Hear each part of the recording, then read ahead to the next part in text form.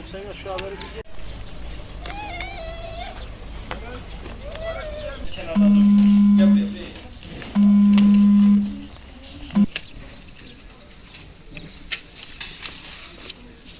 Onu al. O gelince gelecek.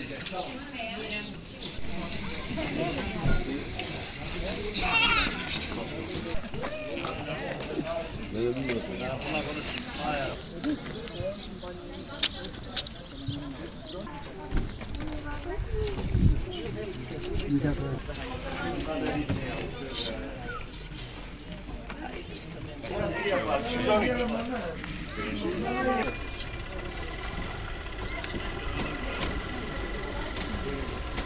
Abla senin gibi. Gülten Hanım'ı gönder. Sevimli. Öyle. Bu sefer de bizi çok sevmişlerdi. Mustafa Kadir kullandı. Mustafa sen geç. Tamam. Tamam. Tabii sen orada git. Gel abla. Abla ikimiz bir kişi al.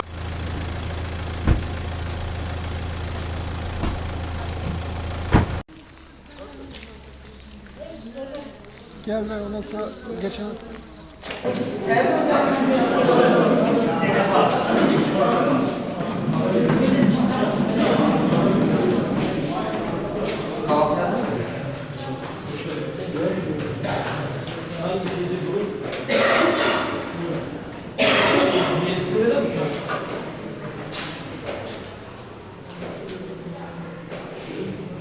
Yuvarlağın içine. Şöyle Kabine geç kabine.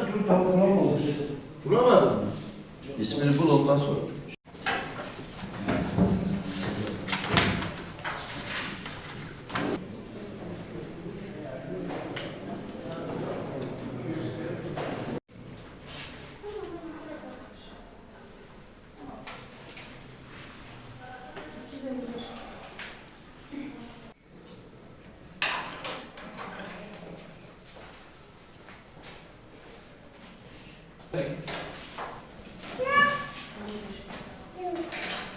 Kabine geç. Zarfı yapıştırmayın abi.